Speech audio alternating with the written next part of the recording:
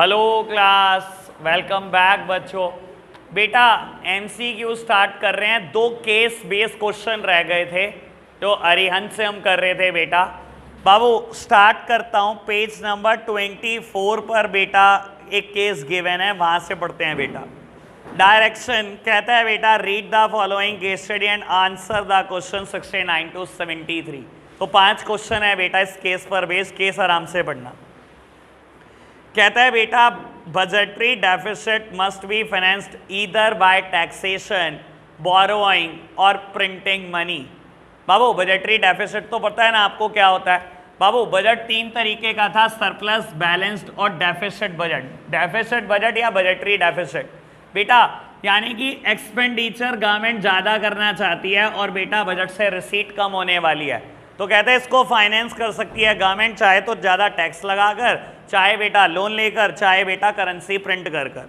कहता है government have mostly relied on borrowing give rise to what is called government act. कहता है इन तीनों में से गवर्नमेंट जो सबसे ज़्यादा ऑप्शन का इस्तेमाल करती है वो है बोरोइंग, और जिसकी वजह से गवर्नमेंट का डेट बढ़ जाता है। इसको हम पब्लिक डेट भी बोलते हैं वैसे।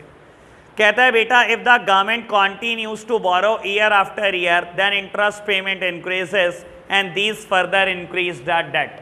बाबू क्या कह रहा है, अगर गवर्नमेंट हर साल लोन लेती चली जाएगी तो कहीं ना कहीं ब्याज बढ़ती चली जाएगी, और कहीं ना कहीं बेटा ब्याज को पे करने के लिए दोबारा लोन। याद है बेटा डेट ट्रैप, ये बात समझाई भी थी आपको। कहता है ऑल्सो हाँ यही है, also government borrowing from the people reduces the saving available to the private sector, this reduces the capital formation and growth। ये लाइन समझ आई आपको? इधर देखना मेरी तरफ। बाबू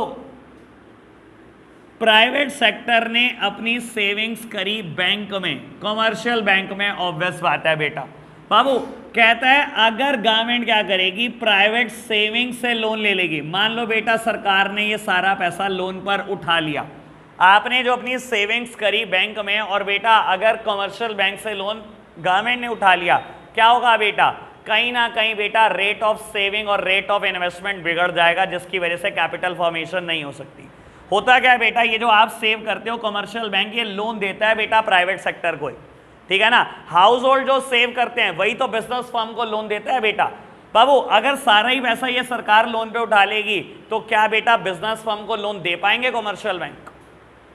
हाउस होल्ड ने सेव करे 5 करोड़, 500 करोड़, कुछ भी समझ लो फिगर, 5000 करोड़, सारा का सारा लोन 5000 करोड़ का बेटा गवर्नमेंट उठा लाई। बेटा क्या बिजनेस फर्म को लोन दे पाया कमर्शियल बैंक? बिजनेस फर्म को लोन देता, नए बिजनेस खड़े होते, देश में प्रोडक्शन होता, जीडीपी बढ़ता, कैपिटल फॉर्मेशन होती। बेटा अब दोबारा पढ़ना है लाइन। कहता है also government borrowing from the people reduces the saving available to the private sector. अगर गवर्नमेंट बोरो करती है बेटा पीपल का पैसा, क्या होता है, प्राइवेट सेक्टर को लोन नहीं मिल पाते। This reduces capital formation and growth. ना तो नई फैक्ट्री लगेंगी, ना जीडीपी बढ़ेगा, ना कोई ग्रोथ होगी देश की। कहता है these debt increases the burden on the future generation as the debt raise today are required to be paid off in future. बेटा गवर्नमेंट आज लोन लेगी तो आपको पता है, ये बात हमने उस दिन भी बोली थी बेटा, फ्यूचर जनरेशन फंस रही है, ठीक है ना। गवर्नमेंट ने पैसे आपसे ही निकालने हैं बेटा, और कैसे निकलेंगे, सरकार टैक्सेस बढ़ा देगी बेटा, पैसे आपसे ही निकलवाएगी। ठीक है जी, चलो जी केस समझ में आ गया। इंटरेस्ट रेट तो नहीं खराब होने की बात हुई, मैंने तो इन्वेस्टमेंट की बात करी थी बेटा। बाबू एक दिन याद है मैंने आपको बताया था इकोनॉमी बेटा डिपेंड करती है rate of saving and investment पर।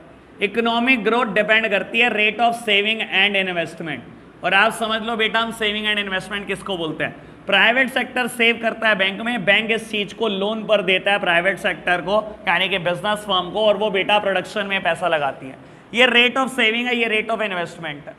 जितना ज्यादा रेट ऑफ सेविंग और इन्वेस्टमेंट होगा हमारी इकोनॉमी उतना ग्रोथ करती है बेटा, ठीक है ना। ये बिगड़ता है बेटा अगर सरकार बीच में से लोन लेके चली जाती है तो। चलो जी बेटा खैर ये क्वेश्चन बहुत आसान है, मैंने सब रीड किया है, आप पढ़ना जरा। 69 budgetary deficit can be financed by, पहली लाइन में ही था बेटा इसका आंसर। तो बाबू second 70th question, if the government borrow year after year then this dash interest payment, then this increases the interest payment. हर साल बोरो करते जाओगे ब्याज बढ़ती चली जाएगी। 71 government borrowing dash the saving available to the private sector decreases. Government की borrowing की वजह से प्राइवेट सेक्टर को लोन कम मिलेगा बेटा। बाबू 72 government borrowing dash the burden on the future generation increases the burden on the future generation. 73 आराम से assertion reasoning वाला क्वेश्चन है, कहता है budgetary deficit finance through monetization of debt leads to the fall in purchasing power of money. रुक जाओ, जल्दी ना करना। कहता है बजटरी डेफिसिट अगर फाइनेंस होता है मोनेटाइजेशन ऑफ डेट। क्या समझते हो monetization of debt? That means printing of additional currency. लिखो फटाफट से, मोनेटाइजिंग ऑफ डेट का मतलब होता है बेटा printing of additional currency. Printing of additional currency. मेरी तरफ देखना, अब पढ़ते हैं बेटा, मुझे बताना असर्शन ट्रू है कि नहीं। रीजन पे तो बाद में जाएंगे बेटा। कहता है बेटा अगर आप बजटरी डेफिसिट, इधर देखना, सरकार बजट बना रही है 1 फरवरी को। बजट ऐसा है बेटा कि सरकार को पता है मेरे को रिसीट होने वाली है 50,000 करोड़ और मैं खर्चे करने वाला हूं 80,000 करोड़, और सरकार ने सोचा जो ये 30,000 करोड़ के खर्चे मैं कैसे प्रिंट करूंगा, उसे कैसे फाइनेंस करूंगा, एडिशनल करेंसी प्रिंट करूंगा और खर्च दूंगा, ऐसे सोचा। कहता है बेटा अगर आप बजटरी डेफिसिट को फाइनेंस करते हो through monetization of debt leads to the fall in purchasing power of money. कहते हैं इससे बेटा परचेजिंग पावर मनी की गिर जाती है। गिरती होगी कि नहीं सर? 100% गिरती है, समझ लो इस बात को। बाबू मैंने एक बात बोली थी बेटा, जब भी आप इकोनॉमी में नया पैसा डालते हो हमेशा इन्फ्लेशन आता है, और बेटा इन्फ्लेशन आने का मतलब तो समझो क्या होता है। बाबू आपने इकोनॉमी में 30,000 करोड़ रुपए प्रिंट कराकर खर्च कर दिए, कहीं ना कहीं आपने किसी तो इंसान को इनकम दी। गवर्नमेंट ने अगर एक्सपेंडिचर कर दिया 30,000 करोड़ का, किसी को तो इनकम दी। अगर बेटा आप किसी को इनकम दे रहे हो, इन्फ्लेशन आ रहा है, बाबू अगर आप ज्यादा पैसे प्रिंट करके खर्चने लगोगे इन्फ्लेशन आएगा बेटा, वही 50 रुपए की नमक की थैली वो 500 की हो जाएगी। तो बेटा परचेजिंग पावर रहेगी कहाँ मनी में? वो 50 का नोट बेटा एक नमक की थैली खरीदने लायक था एक साल, अगले साल बेटा वो उसके लायक भी नहीं बचेगा अगर आप लोगों के हाथ में अनलिमिटेड पैसा थमा दोगे तो बेटा वैल्यू ऑफ मनी गिर जाती है बेटा। आपको बता देता हूँ, ये इंसिडेंट मैंने आपके साथ कभी ना कभी शेयर करा था। एक बार बांग्लादेश गवर्नमेंट ने ऐसा कर दिया था। गवर्नमेंट की लैक ऑफ नॉलेज, गवर्नमेंट को ये नहीं पता आया कि इकोनॉमी कैसे मैनेज करते हैं। उनकी गवर्नमेंट ने सोचा हम गरीबी खत्म करते हैं, वहां का जो सेंट्रल बैंक था उसको करेंसी प्रिंट करो, सबको बांट दिए पैसे। इतना इन्फ्लेशन आ गया भाई साहब 20 साल तक कंट्रोल नहीं हुआ। ठीक है ना जी? चलो जी बेटा रीजन पढ़ना, availability of more money in the economy than required word की जरूरत नहीं है, पता नहीं क्या स्टेटमेंट है। Availability of more money in the economy leads to rise in the price level. बेटा अच्छा THAN वाला वो तो कंपैरिजन होता है बेटा, वो कंपैरिजन की भी बात नहीं हो रही यहां पर। Availability of more money in the economy than required lead to rise in, अच्छा हाँ ऐसे कह सकते हो, than required lead to rise in the price level. पहले प्राइस लेवल कम था, अब प्राइस लेवल बढ़ जाएगा। तो बेटा रीजन बिल्कुल करेक्ट है असर्शन का, ठीक है ना, यानी कि ये ऑप्शन बिल्कुल करेक्ट है हमारे वाला। चलो जी बेटा डायरेक्शन केस पढ़ते हैं पूरा। बाबू वैसे बताता हूं, एक बार बिना केस के पढ़ के देख रहा हूं मैं, मुझे पता है ये बिना केस के हो जाएगा, ठीक है ना। एक ट्राई हमेशा ऐसी करेंगे, मेरी तरफ देखना। अभी ना केस वाले क्वेश्चन और कर रहे हैं मेरे विद्या पब्लिकेशन से, मैं एक बार ना सारे क्वेश्चन को ऐसे ट्राई करूंगा क्या बिना केस के भी कर सकते हैं क्या, ठीक है ना, क्या पता हम टाइम बचाने में कामयाब रहें, और ऐसा होगा जरूर देखना। बाबू 74 क्वेश्चन कर रहा हूं मैं बेटा। कहता है the annual budget is prepared only by the union government, choose from the option below. बेटा देखो आपको बताता हूं, इसके ना दो पॉसिबल आंसर हो सकते हैं। जैसे आपने फॉल्स सोचा, मैंने भी बिल्कुल वैसे ही फॉल्स सोचा था इसका, लेकिन बेटा पार्टली ट्रू नहीं हो सकता यार, आधी स्टेटमेंट तो सच ही है ना, आधी तो स्टेटमेंट सच है ना। देखो पता है क्या है स्टेटमेंट क्या होनी चाहिए, पूरी सच स्टेटमेंट बताता हूं। वर्ड लिखा गया था annual budget is prepared only by the union government. अगर मैं कर दूं बेटा the annual union budget is prepared only by the union government, तो बिल्कुल करेक्ट हो जाएगी। पार्टली ये स्टेटमेंट करेक्ट भी है, और बेटा वैसे देखा जाए तो फॉल्स भी है, क्योंकि आप अगर केस पढ़ते ना, केस में ना बता देता हूं 8th और 9th लाइन, बल्कि ज्यादा 10-12 लाइन में ना एक लाइन स्टार्ट हो रही है, an annual union budget is divided into, यानी कि इसने ना जगह जगह पर इस केस में वर्ड इस्तेमाल कर रखा है एनुअल यूनियन बजट, ठीक है ना। तो बेटा ये स्टेटमेंट पार्टली ट्रू है, इसने वर्ड मेंशन करना था जान के एनुअल यूनियन बजट, इसने बेटा यूनियन वर्ड हटा के कर दिया सब कुछ मेंशन। तो स्टेटमेंट पार्टली ट्रू भी है, ध्यान रखना, ऐसे चीजें फंसा सकती हैं आपको। चलो जी बेटा 75 union budget is comprised of, ये तो मैंने इंस्टा पे भी डाला था question, union budget is comprised of revenue budget and capital budget, ठीक है ना बेटा। उस दिन मैंने यूनियन बजट और सॉरी रेवेन्यू बजट और कैपिटल बजट का मतलब समझाया था ना। रेवेन्यू बजट वो जिसमें रेवेन्यू एक्सपेंडिचर और रेवेन्यू रिसीट आती हैं, और कैपिटल बजट वो जिसमें कैपिटल एक्सपेंडिचर और कैपिटल रिसीट्स आती हैं। चलो जी कहते हैं बेटा the union budget is presented in the parliament by finance minister, ठीक है जी। ये तो अभी तक मैंने केस नहीं पढ़ा बेटा बाबू, असर्शन एंड रीजनिंग पढ़ना जरा। Relief package announced during COVID outbreak is a non planned expenditure, false, it is planned. आप ये समझो, मैं बताता हूं बेटा, आपको लग रहा होगा बेटा कि नेचुरल कैलामिटी के लिए कोई प्लान कैसे कर सकता है, लेकिन आपको बता देता हूं, अगर 22 मार्च को बेटा कोविड हुआ था तो कोई 23 को पैकेज नहीं आ गया था ये आपका, ठीक है ना। इकोनॉमी में लिक्विडिटी क्राइसिस सरकार को जो रियलाइज हुआ वो कभी जुलाई अगस्त में जाके रियलाइज हुआ, और उसके बाद सरकार ने रिलीफ पैकेज बनाया कि 10,000 करोड़ का लोन लेंगे बिल्कुल प्लान तरीके से। बाबू फ्लड बाढ़ आ गई बेटा, अगले दिन ही पैकेज पहुंचाया जाता है क्योंकि खाने को नहीं मिलेगा। कोविड में ऐसा कुछ नहीं हुआ, आपको जो रिलीफ पैकेज दिया गया वो सिर्फ लिक्विडिटी के तौर पर बेटा लोन दिए गए थे। खाना पहुंचाने में और लोन देने में बहुत बड़ा अंतर है बेटा। सरकार ने सिस्टमैटिकली प्लान करा हम कितना लोन देंगे, सोची समझी चाल, प्लान्ड। तो बेटा अभी बता देता हूं, अगर आपने असर्शन ढंग से पढ़ लिया तो आंसर इज डी, कुछ भी नहीं पढ़ना आपको, लेकिन पढ़ लो बेटा रीजन फिर भी नहीं, सी और डी दोनों, ठीक है। No provision can be made for any unforeseen circumstances in the country, बेटा ये रीजन भी फॉल्स है। अभी बता देता हूं आपको इसका मतलब क्या है। बेटा ये कह रहा है किसी भी बेटा अनफोर्सीन इवेंट के लिए, इंसिडेंट के लिए सरकार कोई प्रोविजन नहीं बनाती। हर साल बजट से बेटा ये पैसे, कुछ पैसे अलग रखे जाते हैं। और पता है बेटा देश बहुत अच्छे से जानता है, कोई भी देश हो, कि हर साल कुछ ना कुछ होना है किसी ना किसी देश में। ये खाली इंडिया नहीं, हर देश बनाता है बेटा प्रोविजंस, ठीक है जी बाबू। मैंने अच्छा ये तो पढ़ के लगा होगा आपको बेटा कि कितनी भी बुकें चाट लो बेटा, कहीं ना कहीं एमसीक्यू कुछ तो नई बात के सिखा के जाते ही जाता है, ठीक है ना। और इनकी प्रैक्टिस होएगी, मैं नहीं मान सकता आपको कोई हराए।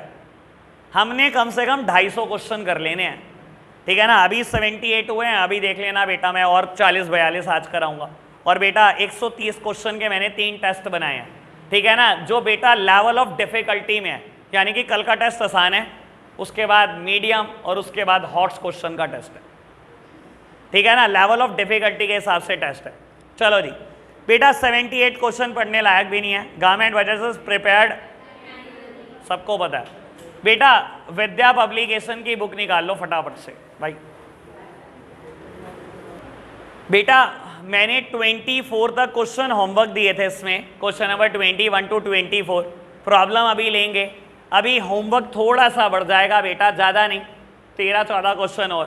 बेटा 25 to 39 मैं नहीं करा रहा, ठीक है ना। अगर आप पढ़ोगे तो अरियन जैसे काफ़ी क्वेश्चन सिमिलर हैं बेटा, इक्का दुक्का बात अलग है, उसकी प्रॉब्लम मैं अभी ले लूँगा बाबू।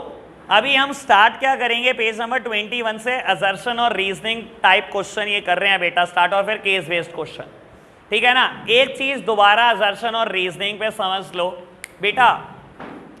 असर्शन का मतलब मैं फिर बोल रहा हूं बेटा, that simply means a statement. Assertion सिर्फ एक स्टेटमेंट होती है बेटा, और रीजन क्या है बेटा, इस स्टेटमेंट का अगर आपका आंसर क्यों या कैसे में ये रीजन कर रहा है तो बेटा हम बोलते हैं रीजन भी करेक्ट है। कई बार होता पता है क्या, बच्चा ना आइडेंटिफाई नहीं कर पाता क्या ये इस स्टेटमेंट का रीजन है भी या नहीं, ठीक है ना। ये डिफिकल्टी आपको आ रही होगी, ठीक है ना। एक बार इस चीज को दोबारा मुझसे आराम से समझ लो। कई बार क्या करते हैं बेटा टीचर, असर्शन में एक स्टेटमेंट बोली, रीजन में ना इससे ही रिलेटेड एक स्टेटमेंट बोल दी बेटा, और बच्चा कंफ्यूज। अब मैं क्या करूं, ऑप्शन ए मार्क करूं या ऑप्शन बी? क्योंकि ऑप्शन ए और बी सबसे ज्यादा कंफ्यूजिंग होते हैं। ऑप्शन ए कहता है असर्शन ट्रू है, रीजन भी ट्रू है, and reason is the correct explanation of assertion, ये बोलता है ऑप्शन ए हमेशा।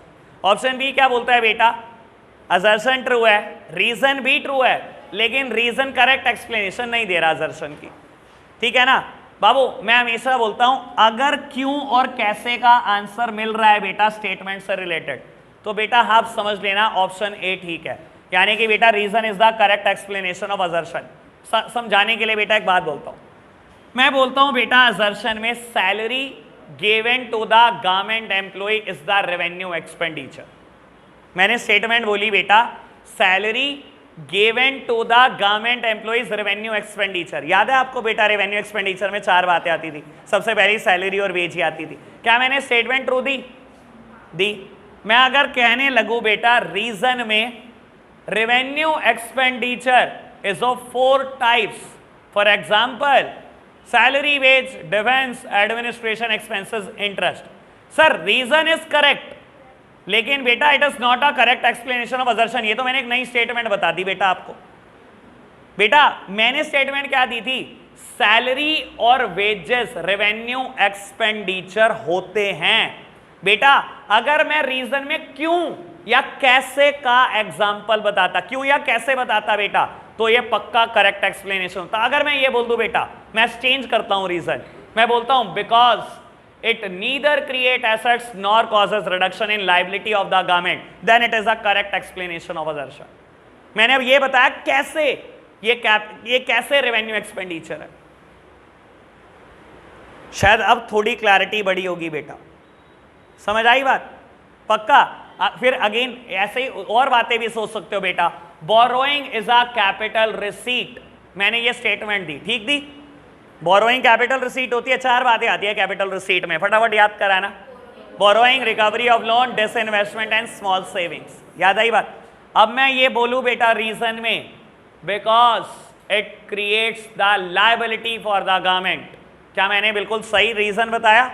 ट्रू होने के साथ साथ ये करेक्ट एक्सप्लेनेशन है कि नहीं है? और यहां पर अगर मैं बोल दूं बेटा रीजन में capital receipt include borrowing, disinvestment, small saving, sir बात तो ठीक बोल रहे हो आप, लेकिन बेटा ये असर्शन की एक्सप्लेनेशन नहीं दे रहे हो आप, ये तो है आपने एक नई स्टेटमेंट सी बना दी। सर समझ आ रही है बात? ठीक है ना, इस चीज को संभाल लेना। ऑप्शन ए और बी बहुत खतरनाक होते हैं मेरे को जो लगता है, सी और डी में कुछ नहीं होता बेटा, एक ट्रू है एक फॉल्स है, आइडेंटिफिकेशन आसानी से हो जाता है। ठीक है जी, अब मैंने इसी वजह से असर्शन और रीजनिंग वाले क्वेश्चन दोबारा करने की सोची कि बेटा दोबारा करे जाए एक बार ढंग से इसको। ठीक है जी, चलो बेटा इसने जब ये असर्शन रीजनिंग के क्वेश्चन पेज नंबर 21 पे स्टार्ट करे ना, इसने पहले ही बता दिया कि सबके ऑप्शन यही ABCD हैं, पहले ही बता दिया। हर एक में बेटा अलग अलग ऑप्शन दिए ही नहीं इसने बता दिया यही 4 ऑप्शन होते हैं। पहला ऑप्शन क्या है, both assertion and reasoning are true and reason is the correct explanation of assertion. B में बताया assertion and reason are true but reason is not the correct explanation of assertion. C में बताया assertion सही है, reason false है। बेटा D में बताया असर्शन फॉल्स है, रीजन ट्रू है। ठीक है जी, चलो बाबू अगर आपने असर्शन रीजनिंग भी कर लिया आज तो मुझे अच्छा लगेगा, लेकिन करना ढंग से।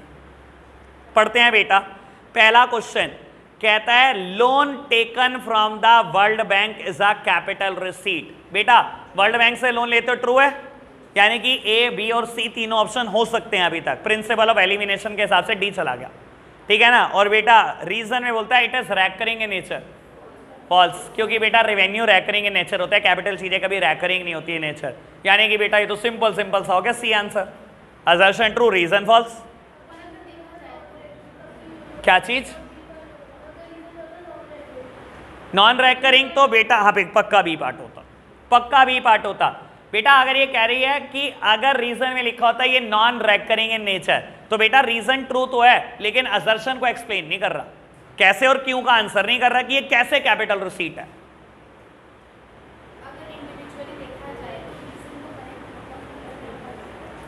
रीजन तो it is revenue nature, it is से मतलब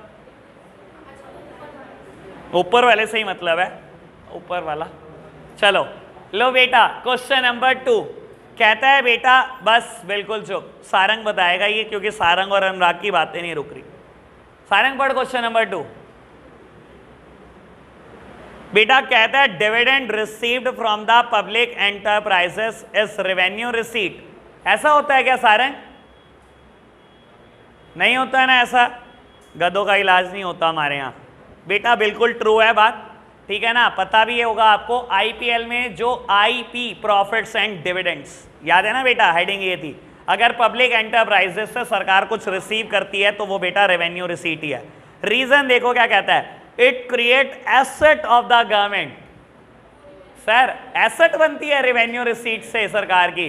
नहीं बेटा, it neither create liability nor causes reduction in assets. ये होता अगर तो बेटा ए आंसर हो जाता। यानी कि बेटा रीजन तो बिल्कुल ट्रू है, और सॉरी असर्शन तो ट्रू है, लेकिन रीजन बिल्कुल फॉल्स है, ठीक है ना जी। चलो बेटा third question, government provide public goods. बेटा ट्रू, बिल्कुल ट्रू है स्टेटमेंट, और बेटा एग्जाम्पल देने लगा ये पब्लिक गुड्स के। पब्लिक गुड्स होते हैं नेशनल डिफेंस, रोड्स, गवर्नमेंट। बेटा रीजन है तो ट्रू, ये पब्लिक गुड्स के एग्जाम्पल होते हैं, लेकिन बेटा it is not the correct explanation of assertion. How government provide the public goods, ये देता बेटा बात। मैंने क्या बोला, क्यों या कैसे का आंसर करना जरूरी है। क्यों या कैसे का आंसर कर रहे हो तो रीजन बेटा बिल्कुल करेक्ट एक्सप्लेनेशन है, अदरवाइज रीजन बेटा करेक्ट एक्सप्लेनेशन नहीं है। समझ आई ना बात? अब शायद क्लैरिटी बढ़ जाएगी एकदम से बेटा।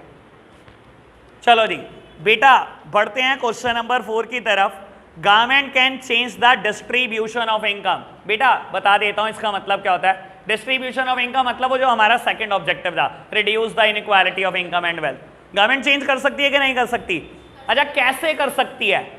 Bye levying high taxes on the rich and the low taxes on poor and spending more on the poor. यही पढ़े है ना हमने रीजन बेटा। अगर ये लिखा हुआ है तो ए आंसर ठीक है, रीजन में बात लिखी हुई है तो। बेटा कहता है government bring about a distribution that is considered fair by society. बेटा ये एक नई स्टेटमेंट है, ये कोई रीजन नहीं दिया आपने, और बेटा सही दी स्टेटमेंट तो ठीक ही है ये। बेटा गवर्नमेंट वही तो डिस्ट्रीब्यूशन लाती है जो सोसाइटी को फेयर लगता है। सर ये एक नई स्टेटमेंट है, ये कोई रीजन नहीं है असर्शन का। यानी कि बेटा आंसर क्या होगा? बी।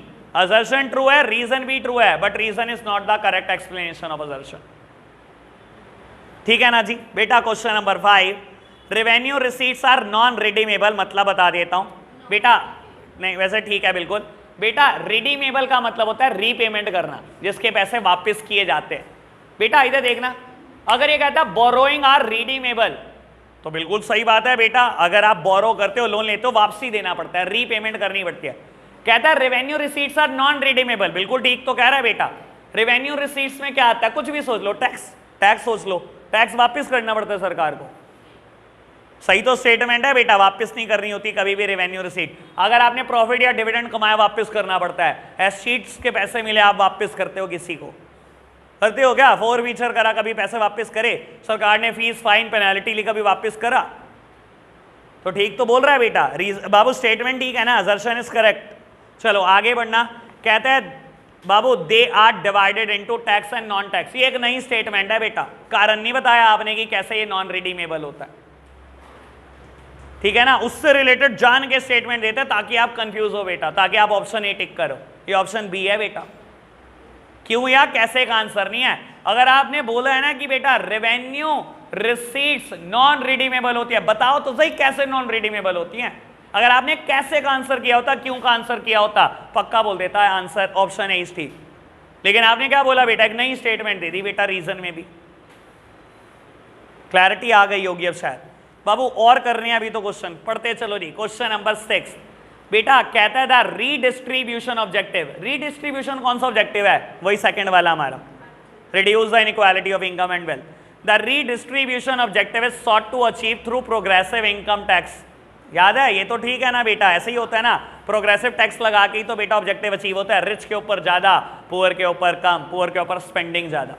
बेटा reason government increases its expenditure by spending on private consumption by doing this government reduce। अरे क्या बोल रहा है ये, बिल्कुल फॉल्स है बेटा, ये तो स्टेटमेंट ही गलत है। बाबू क्या कह रहे हैं देखो, पहली लाइन पढ़ो। Government increases it's expenditure by spending on private consumption. बेटा गवर्नमेंट कंजम्पशन पे ऐसे नहीं खर्च रही है पैसा, ठीक है ना बाबू। आपको क्या देना चाहिए था, करेक्ट रीजन देना चाहिए था कि कैसे गवर्नमेंट उज्ज्वला योजना पे खर्चती है, कैसे खर्चती है। बेटा गलत है। 7th वन बेटा असर्शन, आप पढ़ोगे पहले आप प्राइवेट कंजम्पशन से बाबू रोड बनाकर खर्च दिया। बाबू 7th आप पढ़ना, पहले आप पढ़कर बताओ बेटा। बेटा एक बार मैं पढ़ रहा हूं 7th क्वेश्चन, कहता है sale of share in PSU is an example of capital receipt. बाबू आपको पता है इसे हम टेक्निकली डिसइन्वेस्टमेंट बोलते हैं। बाबू आज government of India 100% share hold करती है इंडियन रेलवे के। आज बेटा ये इंडियन रेलवे के 10% शेयर बेच दे, यानी कि डिसइन्वेस्टमेंट कर दे, कहता है इससे कैपिटल रिसीट बढ़ जाती है।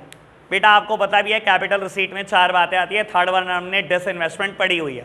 तो बेटा स्टेटमेंट इज ट्रू, ये तो समझ आया। रीजन कहता है sale of government assets like sale of share in PSU which is refers to as PSU disinvestment reduces the total amount of financial asset of the government। ये बेटा बता रहा है कि डिसइन्वेस्टमेंट क्यों कैपिटल रिसीट होती है, क्योंकि उसने बताया इसकी वजह से गवर्नमेंट की फाइनेंशियल एसेट्स रिड्यूस हो जाती हैं।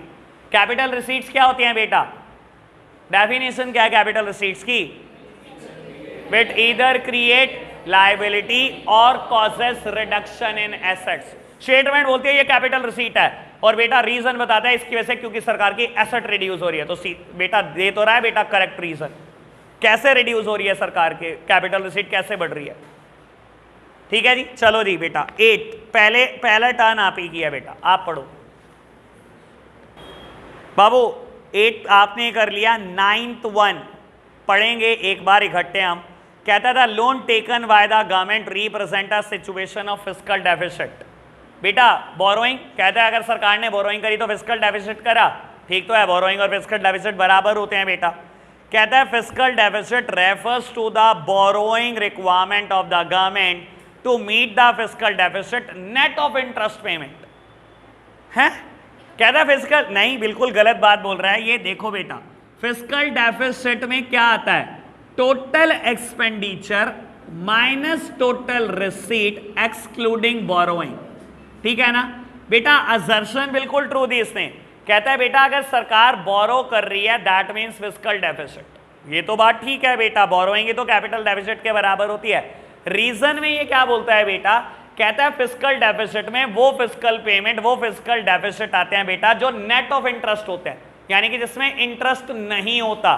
सर टोटल एक्सपेंडिचर में सारे एक्सपेंडिचर होते हैं, कैपिटल भी और रेवेन्यू भी, और रेवेन्यू होता है तो मतलब इंटरेस्ट होता है, ये नेट ऑफ इंटरेस्ट कभी नहीं होता बाबू। प्राइमरी में एक टोटल खर्चे कहाँ होते हैं, हाँ अच्छा ये हाँ ये स्टेट रीजन प्राइमरी का है, ठीक है ना। लेकिन बेटा यहाँ तो फॉल्स हुआ ना रीजन, ठीक है ना जी, बात समझ में आई। इसने बोला नेट ऑफ इंटरेस्ट होता है बेटा, नेट ऑफ इंटरेस्ट मतलब इंटरेस्ट हटाकर। सर इंटरेस्ट कभी नहीं हटता, फिस्कल डेफिसिट में से इंटरेस्ट इंक्लूडेड होता है इसके अंदर, बोरोइंग हटी होती है। चलो जी बेटा 10th one expenditure on salaries है रेवेन्यू एक्सपेंडिचर। अभी मैंने भी एग्जांपल ऐसे ही दिया था, ये तो ट्रू है बेटा स्टेटमेंट। बाबू कहता है it resulted in creation of liability on the government. Liability create करता है गवर्नमेंट की सैलरी, नहीं बेटा, यानी कि बाबू सी ऑप्शन ठीक होगा, assertion is correct, reason is false. 11 expenditure on collection of taxes is the revenue expenditure. बेटा टैक्स कलेक्ट करने के लिए जो खर्चे करते हो वो रेवेन्यू एक्सपेंडिचर होते हैं। और आप बता दो बेटा टैक्स कलेक्ट करने के लिए सरकार क्या खर्चे करती है। बेटा कोई पर्सन बाबू कोई पर्सन टैक्स नहीं दे रहा, सरकार ने इसलिए तो इनकम टैक्स डिपार्टमेंट खोले हुए हैं, सबकी सैलरी दे रही है सरकार, उनके बिजली के बिल दे रही है बेटा, सब रेवेन्यू एक्सपेंडिचर ही तो है सरकार के लिए। हाँ बेटा ठीक है स्टेटमेंट, तो आगे बढ़ना। कहता है it resulted into creation of financial asset of the government. बेटा रेवेन्यू एक्सपेंडिचर करने से एसेट बनती है, it neither create assets nor causes reduction in the liability, that means option C is correct, assertion is true, reason is false। ठीक है जी। 12th one कहता है entertainment tax is a direct tax.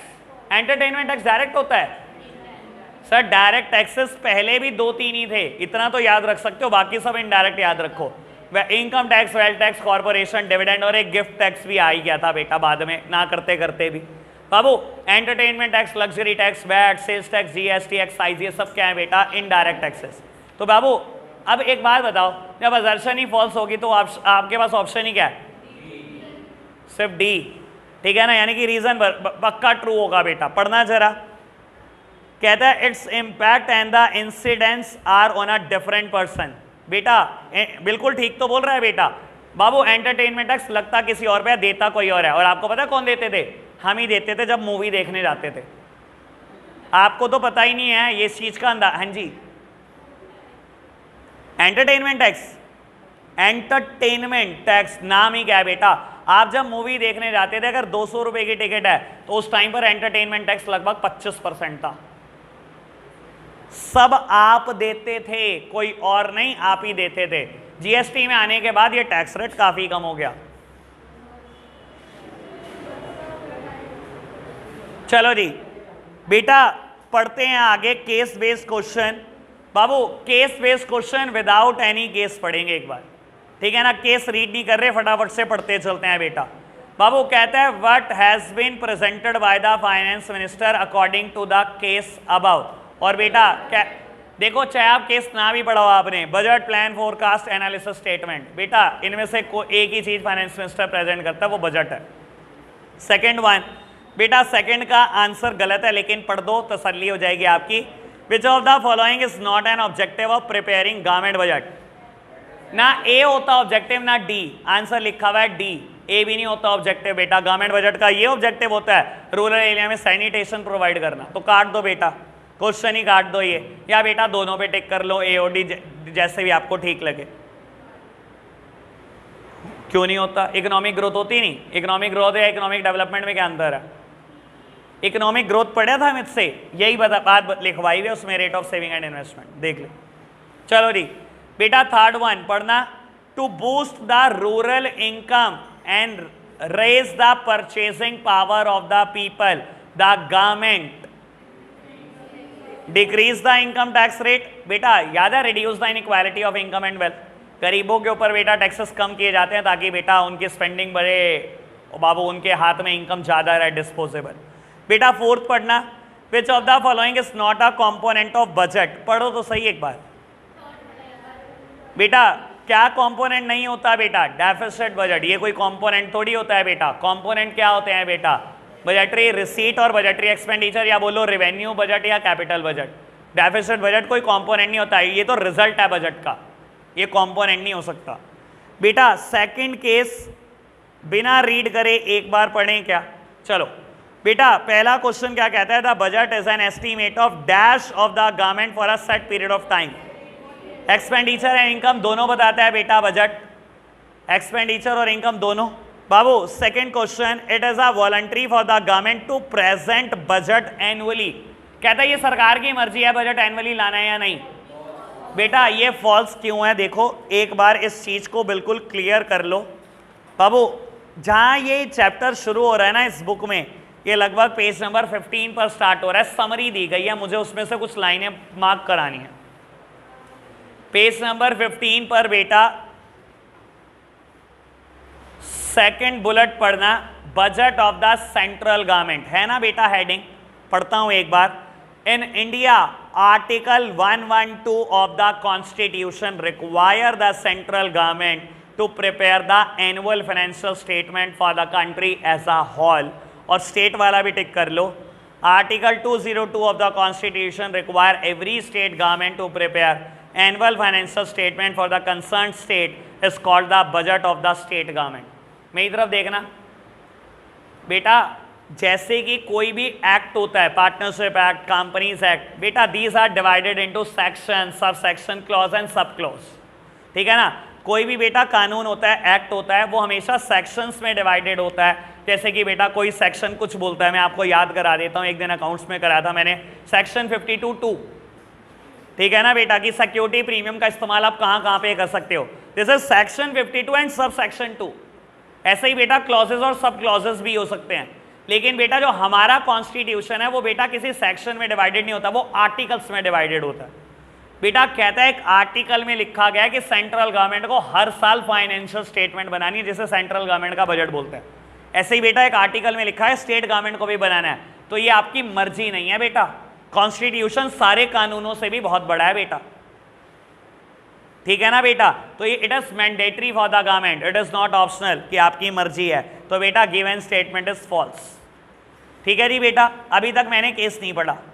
चलो जी बेटा, third question, which of the following objective of the government budget has been mentioned in the above case. बेटा इसके लिए तो पढ़ना ही पड़ेगा केस।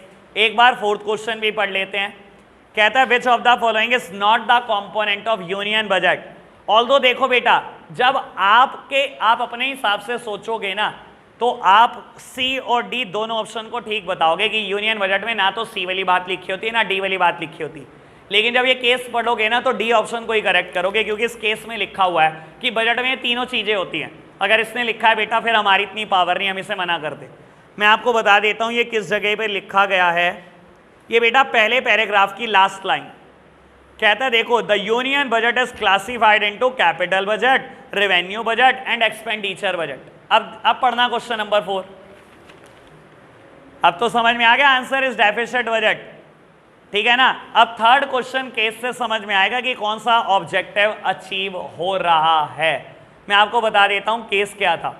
बाबू मेरी तरफ देखना, केस आप क्या करोगे पढ़कर, मैं बता रहा हूं ना क्या हो रहा है। बेटा कह रहा है बेटा कोविड आउटब्रेक हो गया है, इकोनॉमी से लिक्विडिटी उड़ गई, कोई इंसान पैसे नहीं खर्च कर रहा है। सबकी नजरें फाइनेंस मिनिस्टर निर्मला सीतारमन पे चलेगी कि ये कुछ अनाउंस करें बेटा जिससे कुछ रिलीफ मिले। और उन्होंने क्या करा बेटा, कहीं ना कहीं इकोनॉमी में नया पैसा इंट्रोड्यूस कर दिया। बेटा अगेन बाबू आप दोगे बैंक को तो बैंक फर्दर लोन देगा, बैंक फर्दर लोन देगा बिजनेस फर्म को, तो कहीं जाकर प्रोडक्शन शुरू होगा। एक इंसान का खर्चा दूसरे के लिए इनकम बनती चली जाएगी बेटा। अगर कोई खर्चेगा ही नहीं बेटा इकोनॉमी, तो कोई भी टूट के खत्म हो जाएगी बेटा। तो बाबू अगेन आप जो ऑब्जेक्टिव अचीव कर रहे हो इकोनॉमिक ग्रोथ का, रेट ऑफ सेविंग नहीं आ रही, कोई बैंक में पैसा जमा नहीं कर रहा, लेकिन बेटा आपने डायरेक्टली बैंक को पैसा दे दिया कि वो लोन करें बेटा, रेट ऑफ इन्वेस्टमेंट बनाए रखने के लिए, इकोनॉमिक ग्रोथ का ऑब्जेक्टिव अचीव करने के लिए। इकोनॉमिक ग्रोथ वाली बात रेट ऑफ सेविंग और इन्वेस्टमेंट से रिलेट करती है, मैंने समझाई भी ऐसे थी। केस समझ में आ जाएगा जब आप पढ़ोगे घर पर, ठीक है जी। बढ़ते हैं आगे बेटा।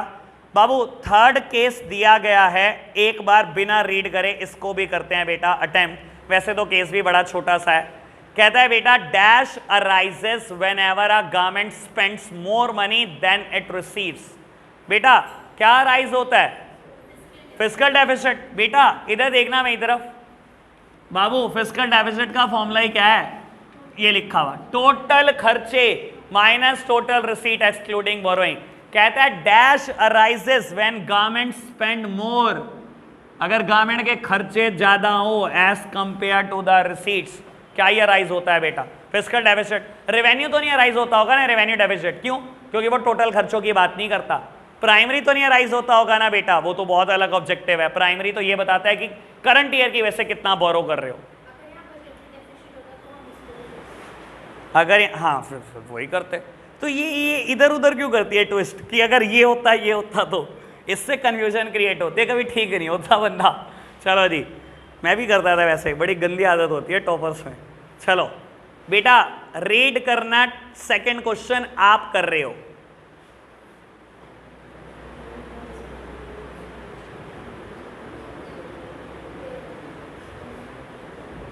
गवर्नमेंट खर्चे कम कर लेती है to reduce the budgetary deficit.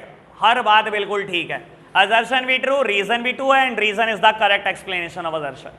Government खर्चे ही तो कम कर लेती है बजटरी डेफिसिट को कम करने के लिए। बेटा थर्ड क्वेश्चन इंक्रीज्ड। बेटा बजटरी डेफिसिट क्या होता है, जब आपके एक्सपेंडिचर ज्यादा और रिसीट से, और गवर्नमेंट कैसे कॉप अप करती है, टैक्स बढ़ा दो बेटा, करो बराबर, कुछ भी करो। Last one, what other tools can be used to reduce the budgetary deficit. बताओ जी, all of the above. Reduce non plan expenses. बेटा अगर सरकार ने कोई एक्सपेंडिचर प्लान नहीं कर रखा, एक बात बता, कहता है बजटरी डेफिसिट है ऑलरेडी खर्चे ज़्यादा हैं बेटा एज कम्पेयर टू रिसीट। कैसे गवर्नमेंट कोप अप करे? अपने खर्चे कम कर दो, जो नॉन प्लान है मत करो, तब भी मत करो बेटा। बहुत सारे खर्चे होते हैं नॉन प्लान। देखो अगर कोई नेचुरल कैलामिटी है तो खाने पिलाने पे खर्चा करना पड़ेगा, लेकिन इसके अलावा बहुत सारी चीज़ें नॉन प्लान होती हैं, जैसे कि इलेक्शन के खर्चे। प्लान नहीं करा लेकिन बेटा किसी जगह पर ऐसा हुआ, किसी MP MLA ने सीट छोड़ दी, अब दोबारा वहाँ पर एक्सपेंडिचर करना पड़ेगा, तो हर गवर्नमेंट चाहती है अच्छा मेरा कैंडिडेट ही जीत जाए, मैं और खर्चा करती हूँ और स्पेंडिंग। ये नॉन प्लान खर्चा मत करो, ऐसे खर्चों को तो रोको। Restructuring of share in unit of the public sector. Babu restructuring का मतलब डिसइन्वेस्टमेंट सही है, यहाँ पर डिसइन्वेस्टमेंट करके शेयर्स में।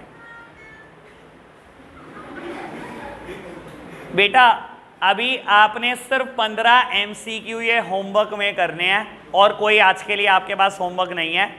अभी मैं शुरू के 24 क्वेश्चन की प्रॉब्लम ले रहा हूं, जिसकी भी प्रॉब्लम हो बता दो। आज के लिए हम इतना ही रख रहे हैं बेटा, बाय बाय।